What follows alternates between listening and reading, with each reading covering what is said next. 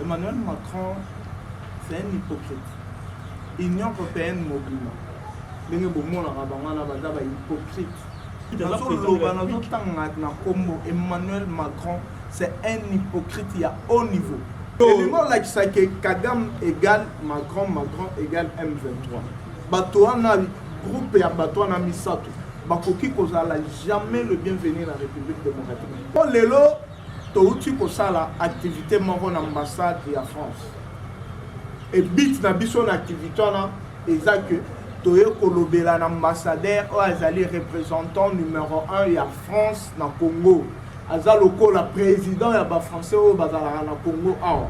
Tokendaki komona ye pona koyebisa ye que ndeko yebisa mokonzi na bino o alingi aya na Congo aya te azali le bienvenu. Bonjour chers téléspectateurs, merci de nous rester toujours fidèles.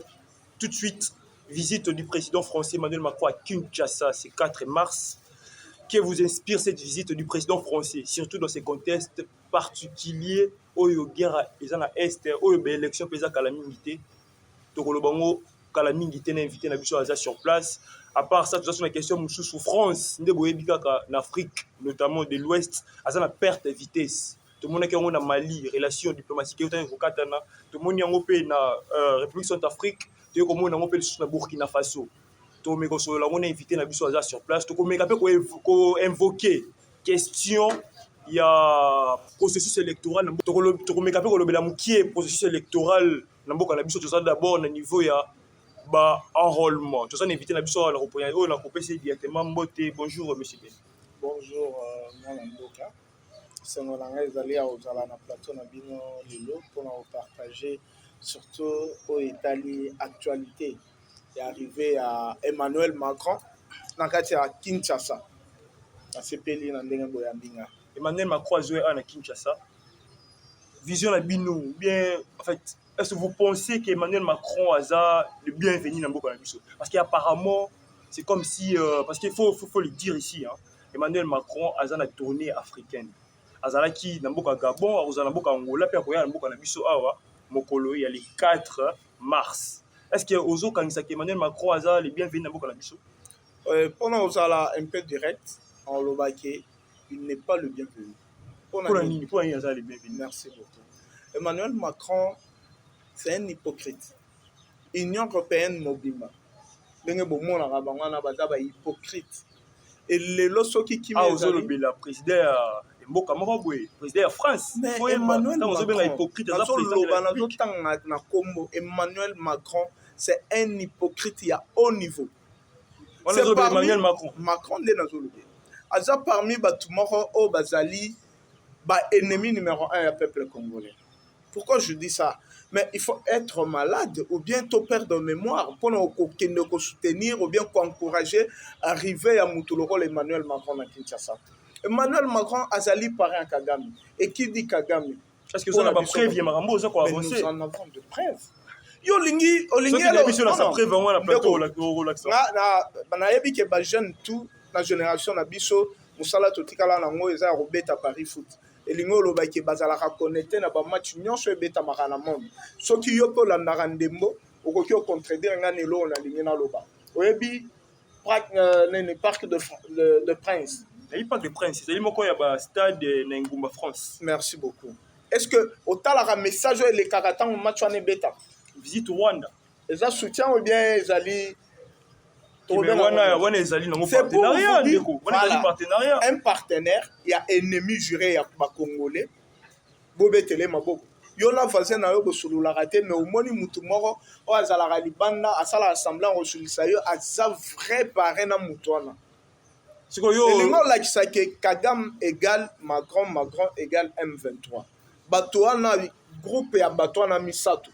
Bakoki kozala jamais le bienvenu dans la République démocratique du Congo. C'est très facile de accuser le président et Mboka Libanda qui est cause. Il y a un problème avec Mboka Nabiso. Alors que Biso Moussa Congolais, tout ça responsable, il y a un problème avec Mboka Nabiso. L'Afrique, n'est tout à la rabouille.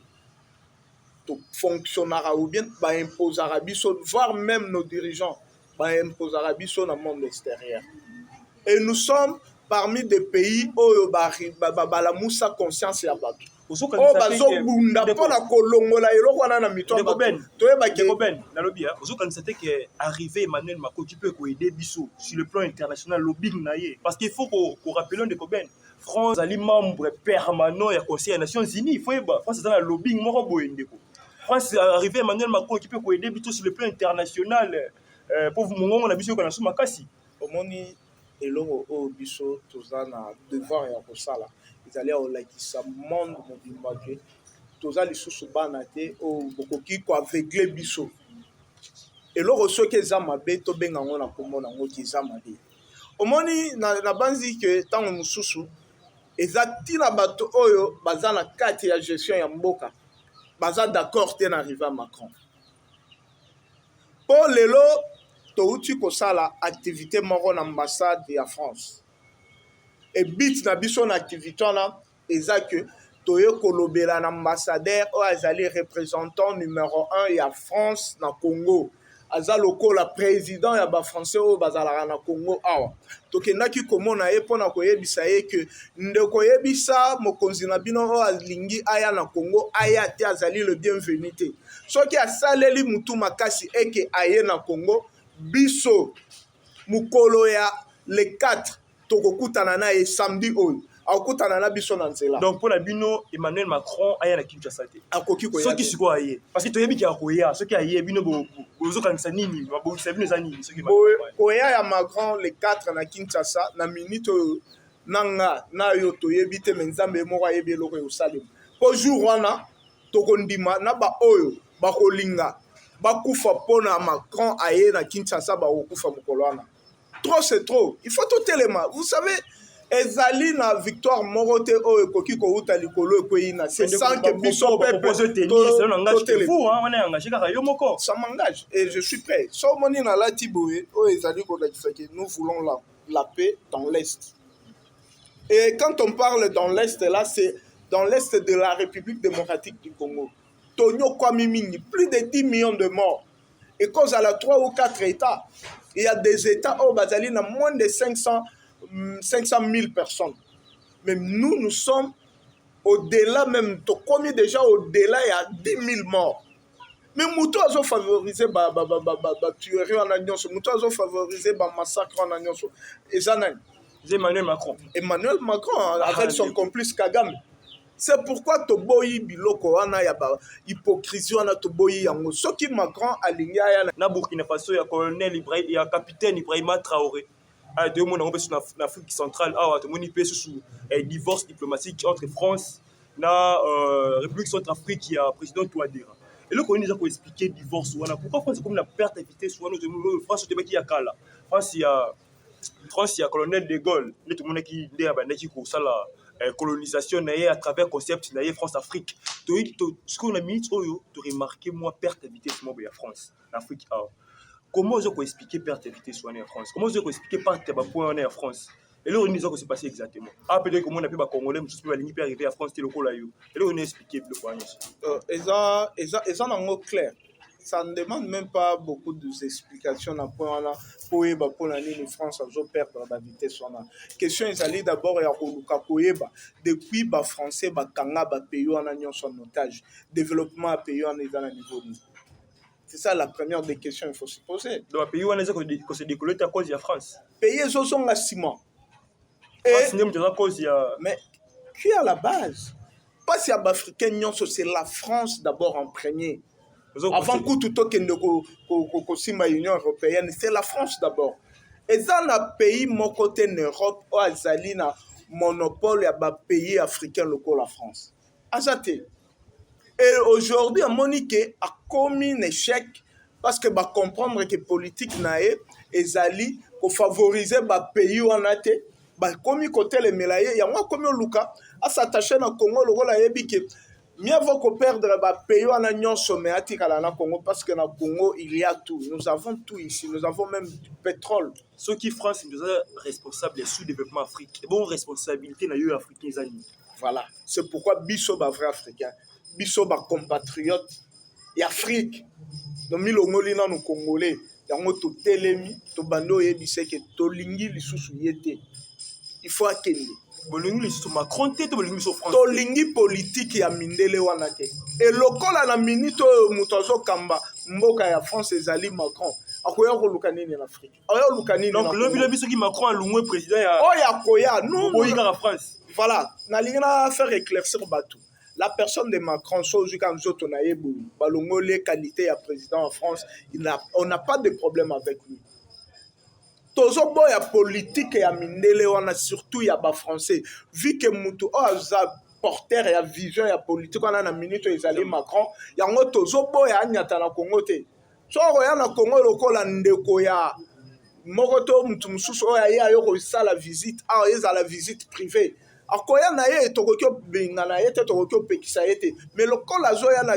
visite moko ezali vraiment politique yango toboyi d'ailleurs nazo lancer appel na bandeko na biso oyo bazali na diaspora wana nazomona masa na nga Albert Boyola papa CNRC botelema bokanga Macron kuna abima kutu te soki possibilité ezali botumbana bapine kuna vraiment azwa ta temps ya kokoma na aéroport te bomenace kuna amonake ils sont leur droit soki bamoni ke mutu oyo azali komema vision moko te ya développement na mboka na bango il fallait batelema yango ils sont congolais même s'ils sont en France moto oyo abengi Emmanuel Macron awa na RDC président na biso de la République wana yo siko ntango ozoboya ndeko Macron ya na mboka na biso kodefie baautorité ya mboka kodefie baautorité ya mboka ezali trop dur na ndenge yo ozolobela concept wana mais nous voilà omoni bakonzi ya mboka ils sont là que pour nous soki lelo président ya mboka Congo abengami Félix soki réellement ezali po biso nde totiaki wana et il doit travailler pour nous eloko tobosana ezali que baautorité nyonso wana bomonaka ils sont là pour nous bazaba na misala na biso ils travaillent pour notre faveur biso nde totindi bango wana et c'est nous le peuple oyo tozali na pouvoir ya kotia bango mpe kolongola bango yango tozosunga bango oyo tozosala ezali kosunga bino bakonzi oyo bozokamba Congo tozosunga bino na koyede bino boloba bomona ke tolingi bato wana te soki ntango mosusu esalamaki avant ou après mais na minute oyo bozali saisi na bolingo nzambe mpe na volonté biso tondimaki bokamba biso tosengi na bino bandeko wana bakoma na mboka na biso Congo te Macron na délégation na mais yebi ke ndeko Emmanuel Macron roya président ya France roya roya samedi le 4 mars akoleka na pe na boulevard Lumumba tokozala wana akuta na pe na mokonzi ya mboka kaka na Kinshasa tokoya koyamba ye bokoya koyambe na quel sens bokoyambe comme aza le bienvenu boyebala mokolo wana parce qu'il n'est pas le bienvenu tozongela yango Congo ezali mpona biso bakongolais e biso bakolo mboka toboyini boyi ndeko Macron ya te akoya awa te soki aye siko ekoyebana wana nzambe nayebi mokolo wana eloko ezali nanga nayebi te wana bino bokozala placé déjà depuis aéroport ya Njili to bokozala non stratégie na biso tokoki odevale yango na tele te lelo bomoni biso tozala na ambassade mais tolobelaki yango te mais na ambassade bapolisier na biso babengani bino bapolisier oyo bazalabota trouble kuna kota ambassade ya France ezala nayebi te trouble elakisi nini biso tosalaki ezali droit na biso eza mpe garanti na constitution bapesi biso autorisation na ya kosala e tosezisaki baautorité compétente mpona oyebisa bango tokobuka nini biso tokendatofinaka mutu te tokenda kobunda te tomemaka nde message biso tozali baactiviste ya droit de l'homme toyebi mibeko mpe torespectaka yango et na qualité na biso na oyo biso toyebi tozalaka non violent tosalela violence te yango moni toyaki kotelema liboso ya ambassade toye lokola toye na mboka ya France mpona koyebisa bafrançais oyo bazali kuna na ambassade ke boyebisa ndeko na bino Macron aya na Congo te parce que azali le bienvenu te Macron égale Kagame, Kagame égale M23 alors comment tokoki kosoutenir arrivé ya moyini ya mboka na biso tokoki kosoutenir yango te mais il faut que la conteste oyo ezali malgré sécurité à Est malgré visite ya président il y a Mboka France, Emmanuel Macron, déjà il faut rappeler qu'il y a le 4 mars à Kinshasa, nous appelons la processus électoral. L'élection c'est Emmanuel Mboka na biso. Idée ni ou bien le lingue ni nous omoni la opération de Emmanuel Mboka na biso. en tant qu'un jeune intelligent, on peut faire quelque chose pour la processus électoral. Aux hommes, on a ça, les mamans là, les mamans B, il y a des choses à revoir pour l'élection. Na oyo etali enrôlement ndenge bato bazali okende kosenrôle mpona tokomi na étape ya élection te toza na phase ya enrôlement.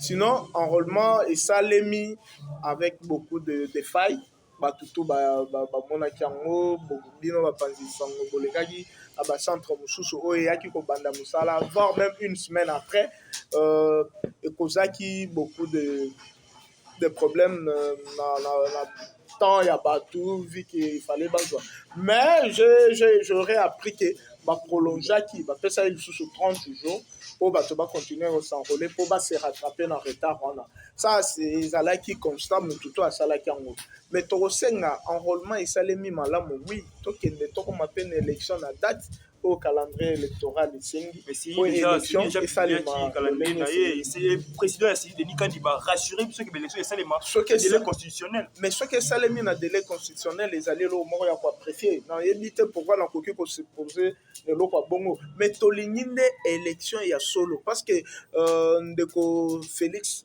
oyo azokamba mboka Congo ye alobaki ke akopesa biso baélection oyo etikali osalema te yango tozozela si réellement l'élection ezoya ekozala baélection ekozala crédible peu transparente mais nous allons l'applaudir mais soki tomoni ke na baélection na esalemi lolenga prometaki biso te aussi mais jusque là makambo mpona ezo ke non bien nde ezomonela makambo ezo ke non malamu sauf oyo ebandaki na ebandeli ebandaki mabe mais lokola base rattrape avec 30 jours tokopesa bango chance totale ati ndenge élection enrôlement ekosila est-ce que population nyonso ndenge baprévoyaki basenrôle ndenge efengeli si cela est fait alors pourquoi pas kondimaki esalemi malamu mais barespecte nde calendrier électoral élection foye bape ezosalema mpe na conteste ya insécurité eza na partie est ya mboka na biso idée vision na yo ben nakoloba ndenge nini ndeko ben idée comment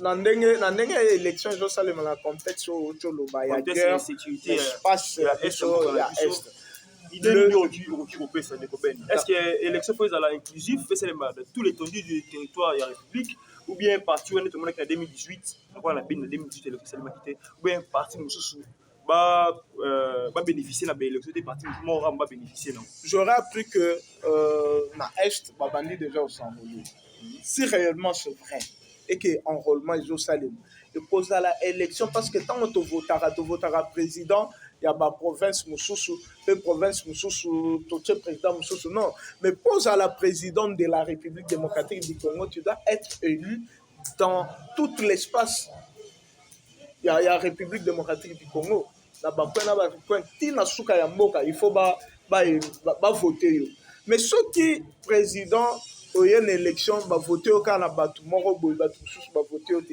est-ce que oza mpe président na bango non il faut ezala élection oyo ekosalema Congo mobimba sur ce point là tokolandela si réellement enrôlement esalemi Congo mobimba ekozala malamu mpo élection mpe bavote mokonzi ya mboka azala ya bakongolais nyonso eza teke azalaka ya bakongolais ya biso na ngambo ya kote ya est kuna enrôlement esalemi te wana seke bango bazali koadere na vision ya vote te seke barevote te parce que enrôlement esalemaki kuna te mais lokola balobi ke na minute au parti à est de la République démocratique du Congo ezali mpe na phase ya enrôlement si c'est vrai ekozala malamu mpo élection esalema yo candidat nini osoutenir non en réalité naza candidat te oui pas jusqu'à présent namoni candidat moko te bato base déclaré que baza ba potentiel candidat bazali toza ndeko Matata Ponyo ya se déclaré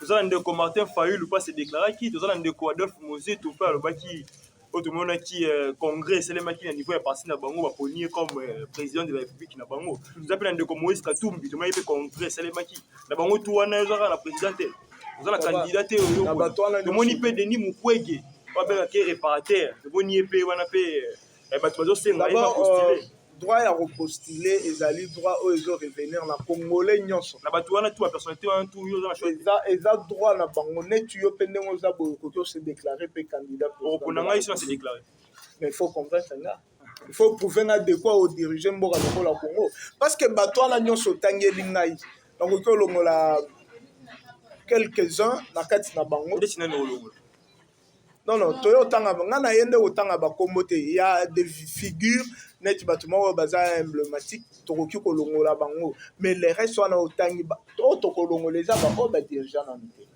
na cadre na linie nalobi parce que nano tomona oyo basali te na mboka oyo mais les restes sur nyonso otangi 90% ya baoyo otangi ils ont dirigé ce pays et batika yango na niveau.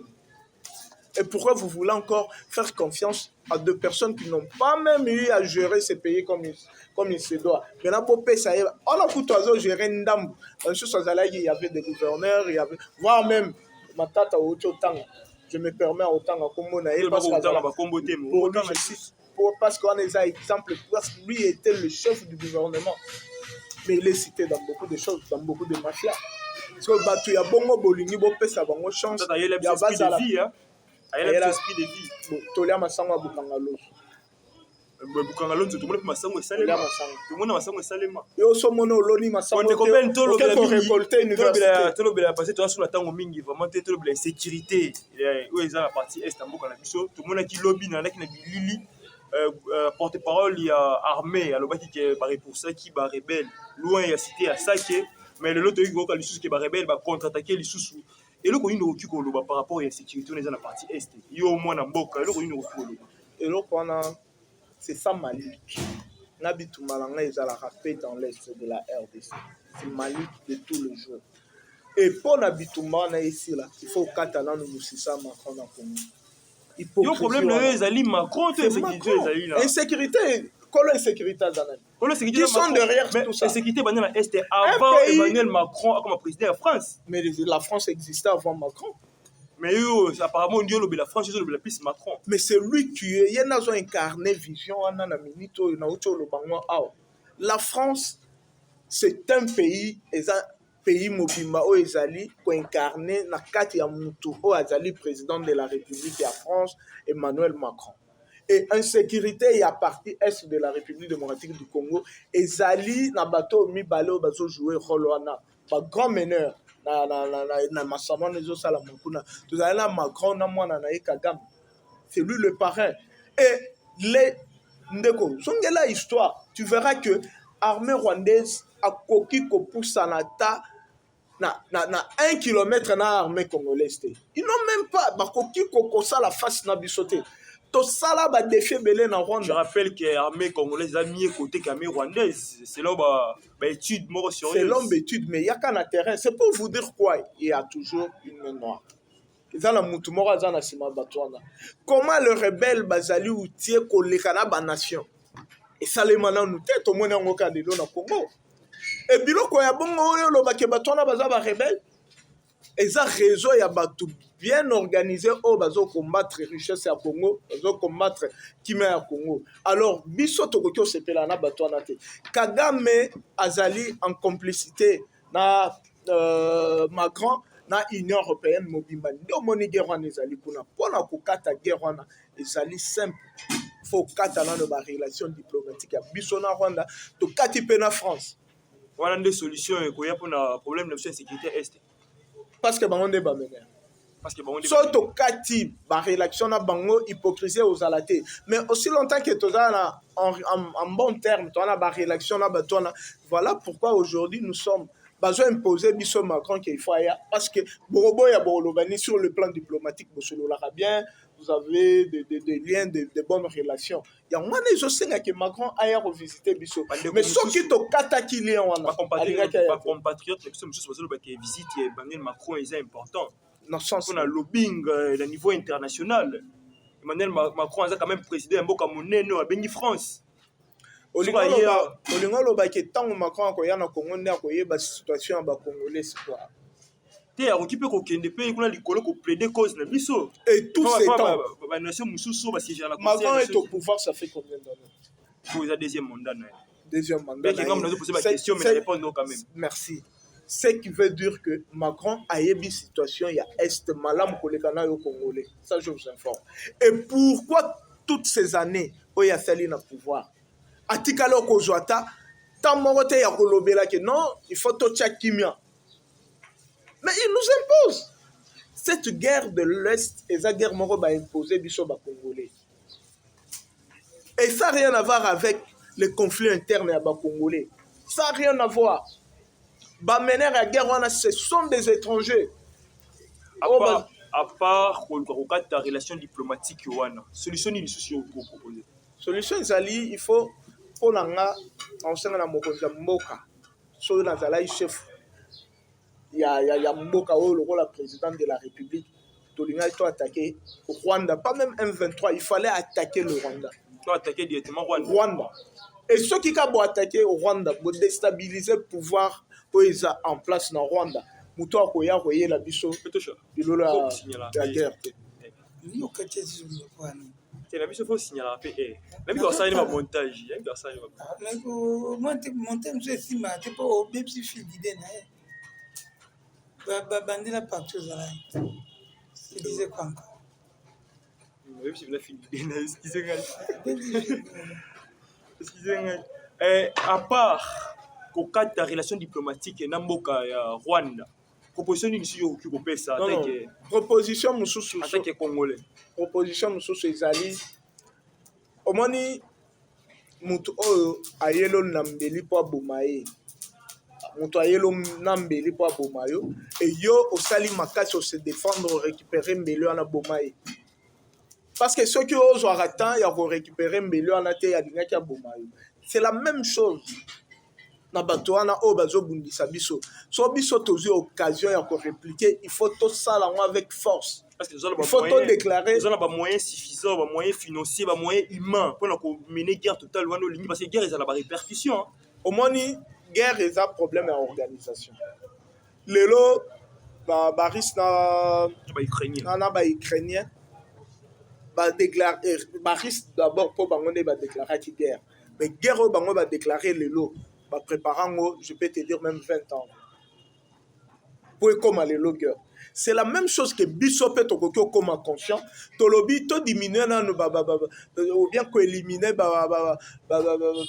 ministère Moussous ou Ezolia Bambongo ou bien institution Moussous ou Ezali Oliambongo na caisse à l'État. Tolobi, non, salaire à député commis $500 par exemple. Mais le reste à Bidia, l'Assemblée nationale, va réserver pour l'armée. Pendant 5 ans, on aura combien de milliards stockés pour l'armée? Batali na Sénat, batali le même chose. Le bibino bondimi de la mort en tant que politicien. Salaire na bino tokiti sango $500. Donc, ça a problème de excédent en agnon. Ça a problème de l'État pour nayo. Pour l'anga, sur tout le plan, et ça là. Les dirigeants, voire même Bisso, Otozali, peuple, il faut tous à la paix consciente. Et quand il s'agit de recrutement, il faut bosser dans Oyozali, Tondi Manano, Bisso Bilenge, Token, se faire enrôler, pour Token de la Mboka. Avec les réserves, Barozana, l'institution, la Nyonso, Zoliambongo, Mboka, Basala. Donc, vous allez encourager les jeunes, pas contre l'armée, pour mener guerre. Nous sommes là. D'ailleurs, on est prêts. Mais le Lenge Bazo Salila, des OP, ça soit accepté. Dans le lot, ceux qui va saluer ouverture, volontairement, pour dans l'armée. Je vais pas moyen nécessaire. J'ai déjà essayé plusieurs fois. Mais bon, au côté des points. Parce que le lengezo kindele. Actuellement, à tête au côté de l'armée, il faut au cas où ça na yebisio.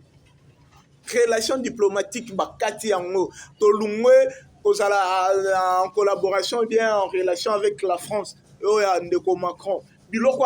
Et quand on aura de vrais partenaires, bato bakoya intérêt à Congolais pour la couper ça au Congolais zo senga. Maintenant aux ala mutali boso on s'enrôler l'armée. Bon, namoni tango pe zali ko déranger biso mokende ko. Yango na lingo passer au passer message moko. Message moko na peuple congolais. Message moko ba compatriotes parce que na biso partout na mboka na biso. Partout à travers le monde. Message ni ko passer, message ni ko faire passer. Message de Zara Moro arrivé à Macron à Kinshasa le 4 mars. Et Azali le bienvenu. Congolais n'y sur place aux Ali. Soki Ndeko Macron a eu qui message au à santé qui a Roya. Tous à la mission se mobiliser tolekisa message na banzela ebele oyo tokosenga rassemblement mpona kobare nzela na ye akoma awa na oyebisi biso bosala trouble te bokotrouble tosala activité nauti na activité oyoki ke topanzi ata vitre bien tosali désordre non biso toyaka koréclame tozali non violent tosalaka baactivité na biso na kimia nyonso mpe esili na kimia bakangaka biso kaka mpona kobangisa biso mpo tokende liboso te tocontinue na baaction te mais au-delà de ça toyaka kobunda te toyaka kofinga te. Alors merci la bino nyonso merci la bino nyonso téléspectateurs bolandi biso partout à travers le monde, partout dans la République. Merci de nous rester toujours fidèles. Merci de continuer toujours de nous suivre. Merci de toujours vous abonner à la chaîne Nabino Tokin Télévision. C'est très important pour nous. On peut nous permettre de vivre tous à la paix. Madame Mingi. Malaya Sima, tu aurais invité mon sous pour te le plus macam sous. La paix Sima Nyonso. Vie malam ou longévité pour Nabino. Et je vous dis bye bye et à la prochaine.